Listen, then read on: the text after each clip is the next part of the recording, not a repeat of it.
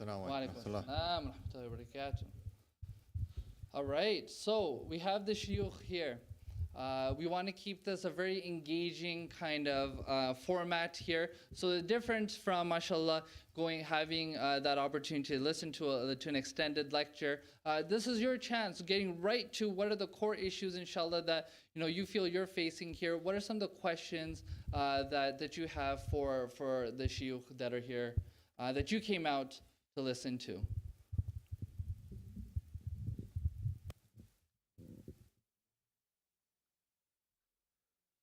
No questions. Assalamu alaikum. Let's go. You should Let's go. you should ask them that question. mashallah. Shall I ask them a question? You remember Yeah. the email thing that you did yesterday? Yeah, the email. No. This I will mention it inshallah later. All right. Regarding the reminder, yes. Okay, yeah, just to, the maw'idah, there are so many mawa'id, okay, but this is a very good suggestion. This is, for your information, this is Sheikh Ayman, Sheikh mashallah. Ayman. You don't need to give me an introduction to our Sheikh. Barakallah. You know him. Yeah, he's one of my Assalamu alaikum, ustad, Sheikh. my mashayikh. May Allah Jalla wa ala reward him. Yeah. So, in that case, Sheikh, if I can suggest a short... Let me start with something. Sure. Okay. طيب. بسم الله الرحمن الرحيم. الحمد لله والصلاة والسلام على رسول الله. Who attended the reminder yesterday or the lecture yesterday in the conference? Young people? Okay, 2 people. What about young people? Yeah? Yeah, you are among the young people. Okay. Yesterday, I spoke about the conditions for success, how to be a successful person. Let me ask the young people who did not attend the lecture yesterday. And, okay, in your views, in order to be a successful person, what do you need to have? What are the main qualities that you need to be a successful person? I always give priority to the young people. Yes, come on, our young people. Yes. Confidence, excellent, good. Yes. Principles, good. What else? Come on, young people, man. Taqwa, okay, good. Izzah, okay, good. Yes, bro. Knowledge and wisdom, okay, mashallah. Actions, mashallah, tabarakallah. But now the old people are answering. We want the young people to answer.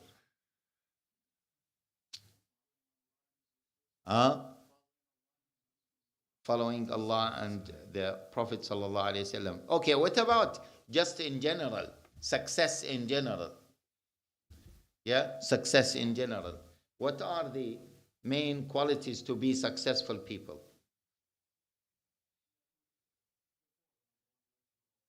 The goal number 1, excellent. What's your name? Abdul Qadir. MashaAllah, ya Abdul Qadir. Ahsanta. Yes. Consistency and practices. Okay. In practices. Very good. Motivation. Who said this? MashaAllah. Okay. Yalla, come on. What about the other young people? Yes. Resilience. To be resilient. Okay. Good. What else? Okay. Let me just give you in summary. I've been researching this topic for quite a long time, more than maybe 20 years. And recently I decided with a group of brothers to write a book about it, the qualities of successful people. We identified 12 or maybe 13 qualities. Those qualities are common qualities for anyone who wants to be successful as an individual, any society, any country, yeah, any company, whether you want to be successful in business, whether you want to be successful in study, whether you want to be successful in whatever you want to be. Okay, let us start. I will just mention a few of them, and I strongly advise you to write down. Okay, the first quality is thinking. Second quality is vision, to be visionary. Yeah. The third quality is resilience or self-control. Yeah. The fourth quality is integrity. Okay. The fifth quality is bravery. Yeah. The sixth quality is generosity. Yeah. The eighth quality is time conscious.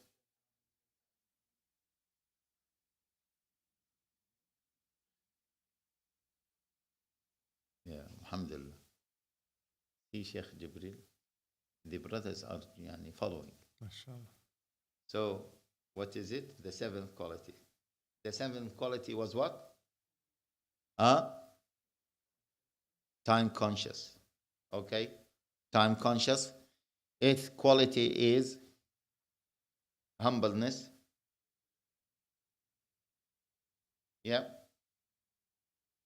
Ninth quality is continuous learning. Halas, man, that's enough.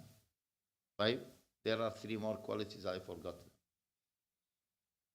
Yeah, so who can count at least 5 qualities of those? Oh, that young person. What is your name? Ladula. Ladula. MashaAllah. Ladula. What does Ladula mean? You forgot what does your name mean? MashaAllah. Okay, inshallah, after you count the qualities of success, you will not forget. Okay, yalla yalla dula. Okay, 5. I have actually gifts for you. Yeah, those who I have gifts. Where is my? Can I have my bag, please? Yes, I can. Yeah, okay. But we are just yeah, warming up. Yes. No, not necessarily.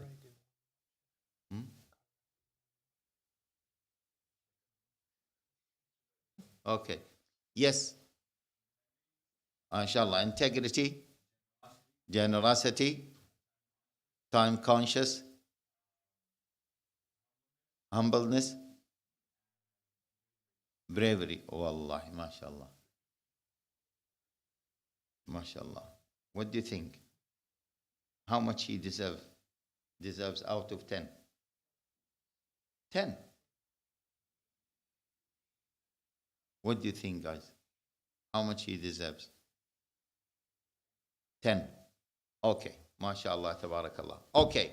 So this is, I don't want to make it an introduction, and I want to give a chance to our brother, Ustad Sheikh Jibril, MashaAllah, tabarakallah. He is specialized in social studies, especially in treating young people problems and challenges, and as well as married people. Yeah. So, Sheikh, if I interview you, yeah? Okay. Yes? Okay. So, what are the biggest problems young people are facing? From your viewpoint. He lived, Brother Jibril, yeah? Well, I met him in Dubai in 2016. And so he lived in Malaysia, he lived in Dubai, he lived in America, he lived in Canada, he lived where else? He lived in, where else? London. London. Turkey, Turkey, Romania, Canada. Canada. And Canada. Look at this. So you have, mashallah, treasure of experience. Okay, and how many religions you went through? Because you were Christian Yes. before. You were born as Christian. No, I was born as a Muslim. You were born as Muslim. Yes, on the fitra. Alhamdulillah. Alhamdulillah. Very clever, see? And then after your parents made you Christian. Sah. Allah. This is a very powerful answer. You know, why did he say this, young people? Let me ask you. Wallahi, the one who answers this question, he deserves one of the, I have a gift for him. Yes, young person. Yeah. What's your name first? Hamza. Very beautiful name. Yes, Hamza. Why he said that he was born Muslim? Allahu Akbar. MashaAllah. So, Hamza, I have some perfume. Okay. Huh? I want to give you, man. Allah, give him. Okay. Halas, I changed my mind. What's this? You want to give him perfume? One man. Hamza, your parents, where are they? Oh, where is your dad? MashaAllah, that's a beautiful dad. MashaAllah, now I can see why. Okay, so Hamza, choose one. Okay, I know that you will not like one because young people like you, they like the fancy one. So choose one for your dad because your dad will like this. But when you choose one for your dad, the criteria to choose it, don't choose what your dad likes. No. Choose what your mom likes. This guy is khatir. That's why he's a big sheikh. How did you know that I was going to say this? I know you. That I'm so clever. Yes, mashallah. Yeah. So this is, I gave one old person perfume. When was this? You were there. He was 70 plus. Yeah, 70 plus. When I gave him the perfume, actually he was nearly 80. Yeah, just a few days ago. So he checked them and he gave it to his wife. Yeah, so yeah, then his wife told him this one. I said, Wallahi, this man is a very romantic man. He's a very dangerous man.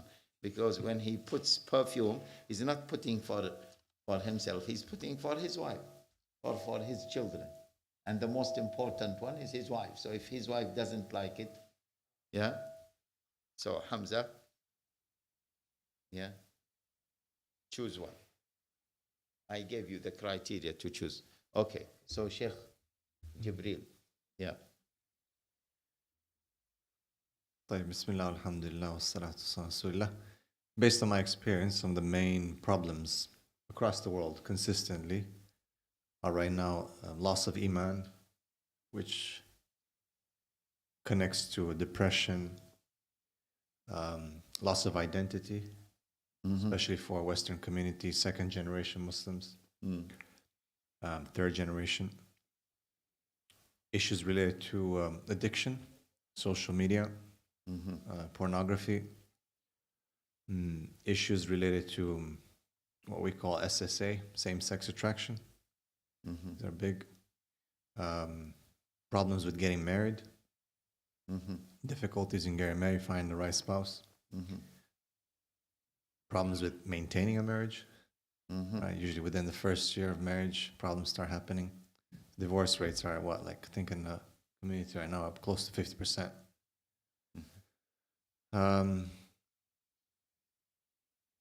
Yeah, these are, I would say, some of the main, consistently across the different countries that I've worked with.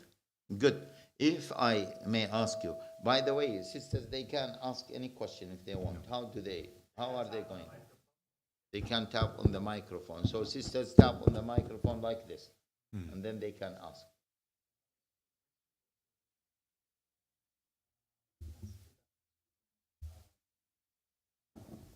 Yeah?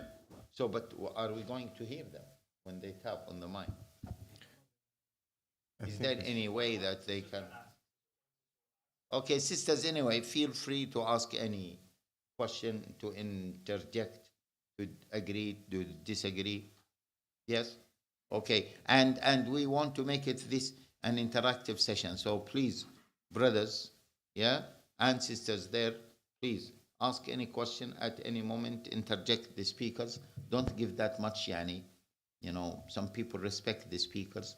Our respect, I'm sure, Sheikh as well, like this. You respect me more when you are engaged with me, not when you are silent. Yes? Like our brother Ali, mashallah. May Allah reward him. Hamza. Okay. So if I may ask you, you know this problem of atheism, you did not mention the problem of atheism. It's linked to loss of iman, as I said. I think it was the first thing I said. Because it's Okay. not just atheism. There's people becoming Christian. There's people becoming Buddhist from the Muslim Ummah. There's people becoming all kinds of stuff. So it's not just atheism. It's not the only threat. So it is an issue to iman, and it's also linked to identity crisis. No. Okay. Now, if we, from the sisters, related to this discussion or something related to traveling without mahram? Yeah? Sure. Okay. Assalamualaikum. Oh. Oh, alaikum salam. Wasatullah. Jazakallah khairan. So on the topic of youth and what they're struggling with, we've had quite a few sisters come in here for the questions, and one of them is specifically focused on this topic of youth and what they are struggling with. And so one of the questions we received is if a youth, someone you know who stops praying, completely leaves Salah, what can the community or the family do to support them and get them back? Okay. So, Sheikh Jibril, yeah, you had the answer. Your answer, please. No. Okay. Well, when you struggle, then I will support you. I will help you. just you start. We have Sheikh Abu Abdurrahman Ayman. He should be here. We should sit there and he should come and hit. No, he should be here. This is our Sheikh, mashallah, tabarakallah. You know Sheikh Ayman Abu Abdurrahman? Yes, I do, mashallah. The youth, you are not from here. You are from Edmonton, Alberta. So, but the people who are living here, they should know him. He leads the salah here and he gives khutbahs here. Yeah, this is what we want you to be active. Okay. Okay, so Sheikh Jibril will answer the question, inshallah. Okay. So the Okay. question is, Yeah. what happens or what can the community do if someone leaves Salah? How can they get him back? I don't think the community as a whole can do too much. It's most likely the responsibility, or it's more effective when people are close to that person, friends can help them to get them back into Salah. I mean, the question is, why did they leave Salah in the first place? Someone doesn't just like say, oh, okay, I don't want to pray right now. That's it. I'm done. There's a reason for leaving Salah. And it's linked most likely to what I said first, the weakness in Iman. If someone is struggling with their Iman, someone is having issues, most likely the first thing that will be affected is their Salah. And people who care for them and love them and want good for them, khair for them, sometimes people say, no, just don't be too harsh, don't tell them anything, just it's okay. No, you have to worry about them. You know, people tell you what you want to hear. I'll tell you one thing, they're not really your friends. It's those who really hold you accountable, that you have a good relationship with for a long time, who care about you, and who are going to tell you the reality of things, those people care about you. Now, there's a way to do it. There's some hikmah in the way you use it. You don't just tell them, you're this or that. However, you should care about them. Like, don't just, okay, now they're not praying. It's okay. Yeah. Let them do whatever. It's okay. No, it's not like that.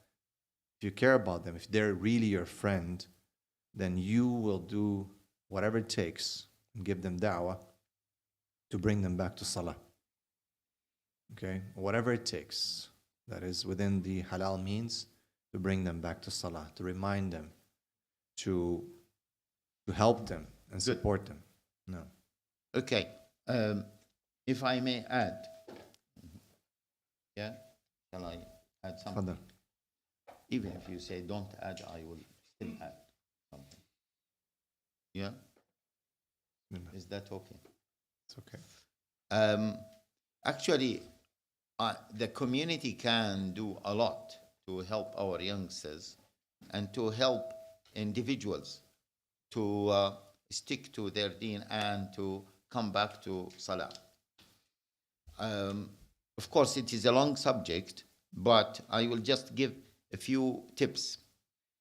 The Sheikh mentioned care. We need collective care. So the community should show care for those young people. But this care can be manifested in different ways. We need the community to be more active in doing social activities where the entire community is involved. Yeah? We need different elements of the community to do different things. For example, many young people are not willing to come to the masjid to listen to shuyukh for half an hour or 1 hour or 2 hours. They want something practical. Within the community, there are people who are good at sports, good at maybe camping, good at different types of activities. So let the different members of the community do different activities for the youth and involve the youth. We need the masajid to be social hubs, not just places for people to pray. Now, alhamdulillah, many masajid are becoming social hubs, but there are ideas that need to be there in order to engage the youth. I strongly advise that every masjid to have, mashallah, here you have the sports hall, but along with the sports hall, different activities, trips, yeah, to mountains, social activities, cleaning the streets, visiting the ill people, and to get the youth involved in that. Also, if I am sure within the community we have teachers. In England, the most important topics are maths, English, science. I guess here is the same thing, maths, English, and science. So every single masjid should have classes for maths, English, and science in order for the youth to come. Wallahi, if our masajid are active enough in that perspective, even non-Muslims will start attending those sessions. We don't need to give them long lectures after attending maths, English, and science. Yeah? We don't even need to give them reminders, but for the youth to attend and see this, okay, such activities, this inshallah will bring them to the youth. The youth, they have misunderstanding, or the youth sometimes they are focusing on pleasure. They just want to enjoy their life.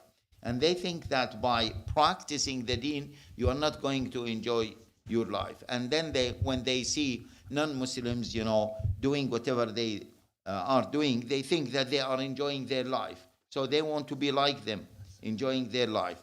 And then they want to be big celebrities because this brings a lot of money for them. They want to be YouTubers, or they want to be this and that in order to bring more money for them. We need to engage with them on their level. We need to go into the streets even to talk to our youth. We need big celebrities from the youth or big celebrities within the community. Recently in London, we brought Habib, and he has been visiting London quite frequently. Yeah, you know Habib. Yeah, so he is visiting. Subhanallah, so many youth are coming, and this one wants to take selfie with him. This one wants to, give him salam, etc. So we need to make use of those celebrities in order to to engage our youth. These are just some quick ideas, but that was a very good question from the sister. MashaAllah. So the sisters just sent me a whole list of questions, really good questions about relationships. So, but is there, brothers, do you have any questions? Go ahead, brother. Salat.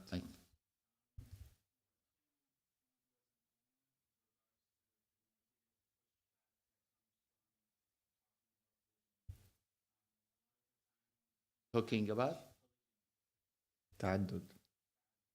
polygamy. Polygyny is called polygyny. Yes. For men, yes.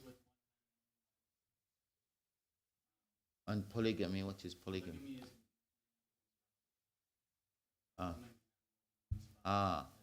Polygyny is the correct one. No.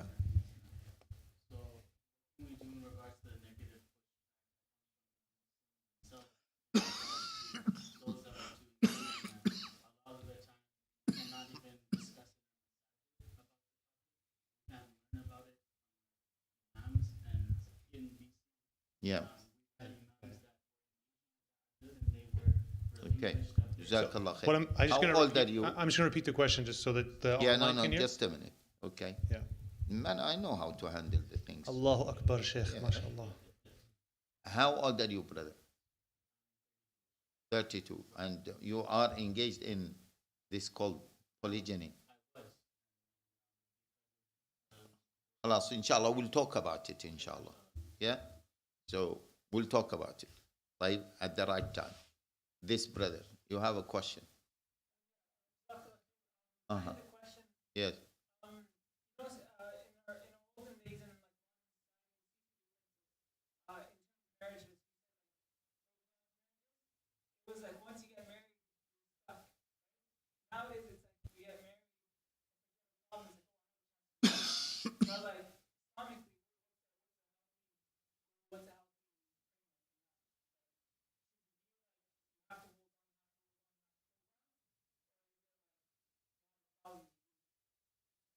Good. Summary of the question, please, and then answer. So the brother's asking, what's the Islamic framework when it comes to holding on to a marriage that might not work, right? Like, do you just have to try it, continue, hold on, or?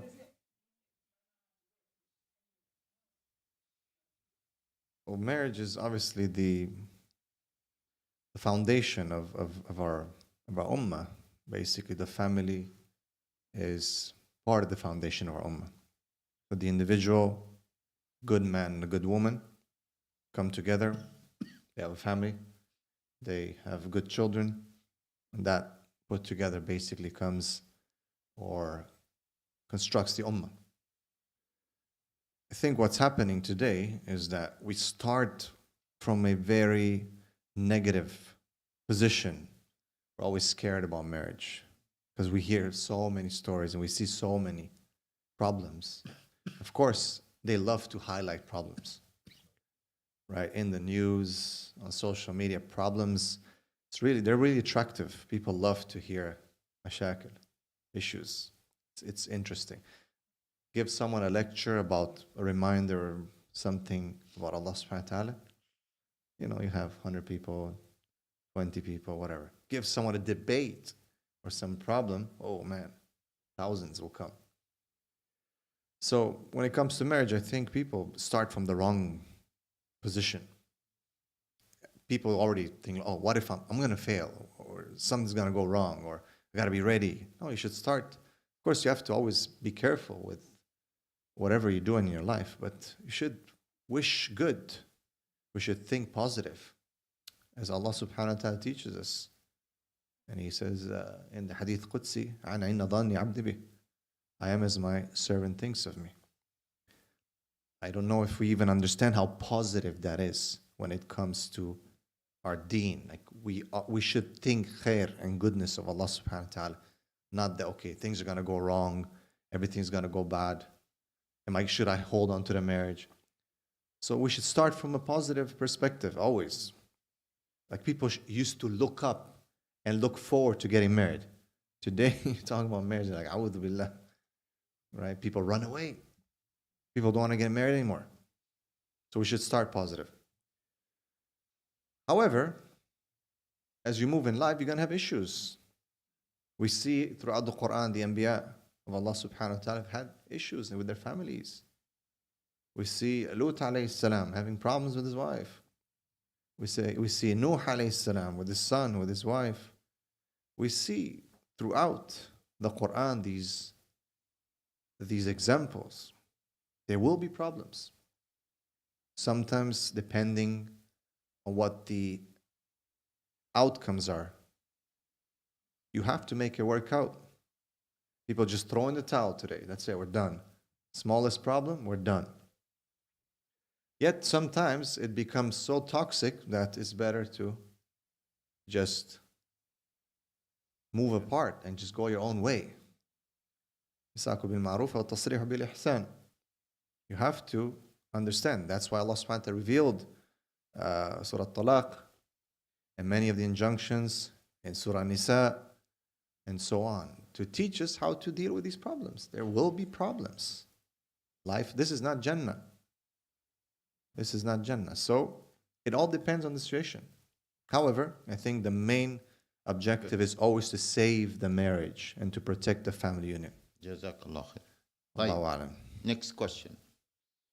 Yalla, jaldi. Well, we'll give it to the sisters because they got about 20 questions they've sent me. So we're gonna, okay. Sisters, if you can go ahead, Serge. So, Sheikh Jibril, if you can give quick answers, please. Yeah? 53 seconds. MashaAllah. 52. It was a very, very good answer, Sheikh. Serge, can you hear us? Yes, I can. Okay. Alaikum. Salam. So, mashallah, yes, sisters have lots of questions here. So I'll read out the next one that we have. What is the best way to approach someone that you've seen in the masjid and you are interested in them for marriage? And so the sister is saying specifically that she's feeling shy to talk to her parents about someone who she has seen in the masjid. Yeah, and if you want to approach me, okay, no problem. You can send a message to me that, Sheikh, mashallah, you look handsome, you look a good person. Just send me a message and that's it. You are talking about me. Yeah, they are not, I thought that they are talking about me. If they saw someone like me, It's possible. yeah, and they want to approach. Why are you laughing, man? Hamza, what's wrong with that? I thought that there is something wrong with that. Okay, just simply use your social network. So, Sheikh, sorry. Yeah, the question was clear because she mentioned. No.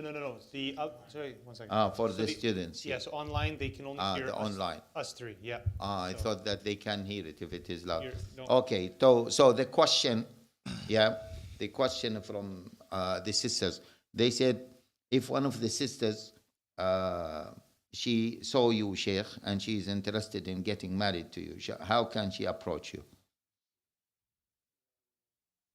Huh? In general, it was not about me.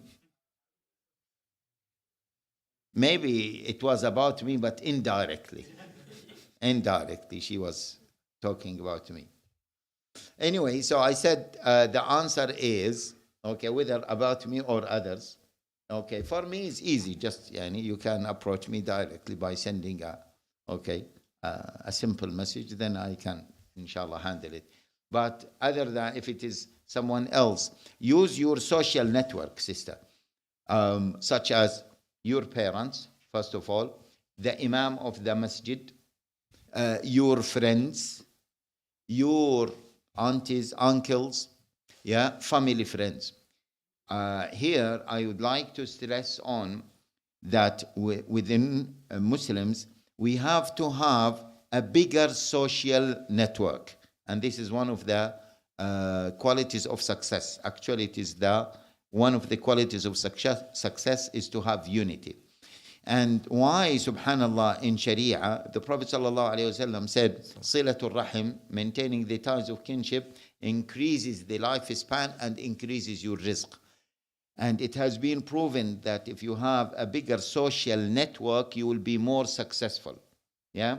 So, sister, you might not be able to approach your parents directly, but you can approach family friends, aunties, yeah, uncles about that, and then inshallah you will get positive outcome out of this. Can I add Yeah. one thing, Sheikh?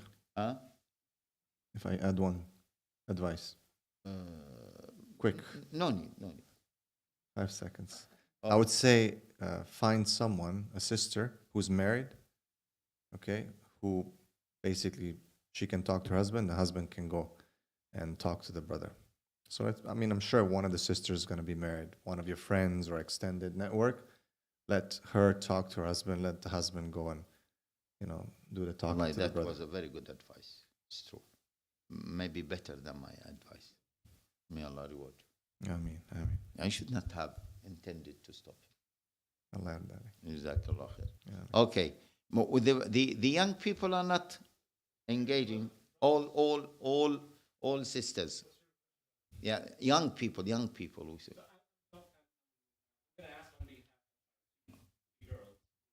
Young. Okay.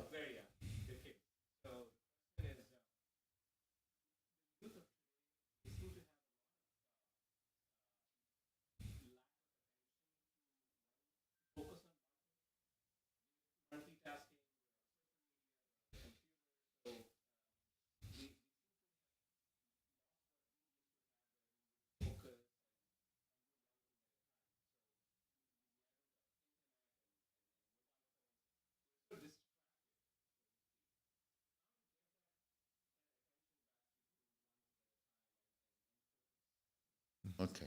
If you can give summary for the question, so the audience can. Yeah.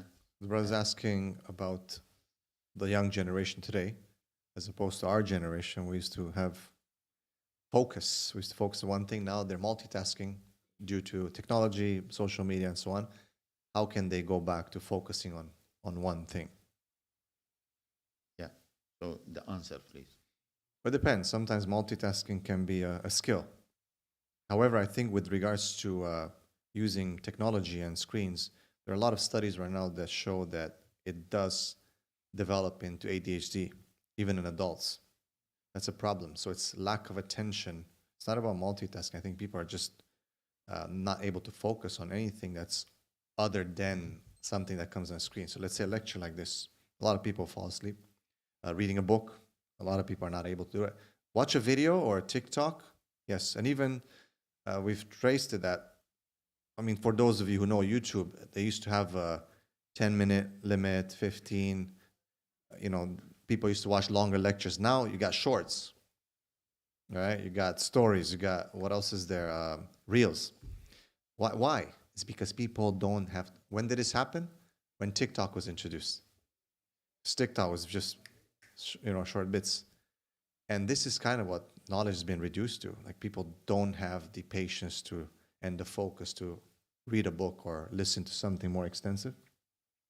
I would say you just got to unplug, got to reset your brain. You feel like you're losing focus and you're not able to focus, do phone fasting. My friend calls it phone fasting. MashaAllah. Yeah. It's very nice. It is, I think. How do they phone fast? Phone fasting? Leave Sorry, your phone. Time for Maghrib. Yes, I was going to let him finish that one, and then we. Oh. The sheikh there is the big boss. Yeah, so he said it is time for Maghrib. Yes, sheikh? Bismillah. I don't know what was the plan.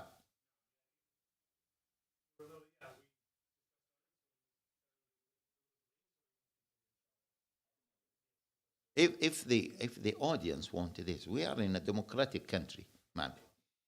Yeah. So if the audience wanted this, then shall we continue after Maghrib, young people? Yeah. Okay, خلاص, inshallah. We'll continue after Maghrib. جزاكم الله خيرا.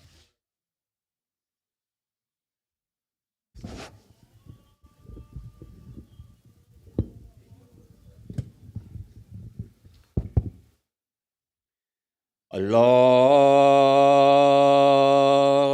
أكبر الله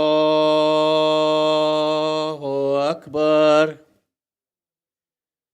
الله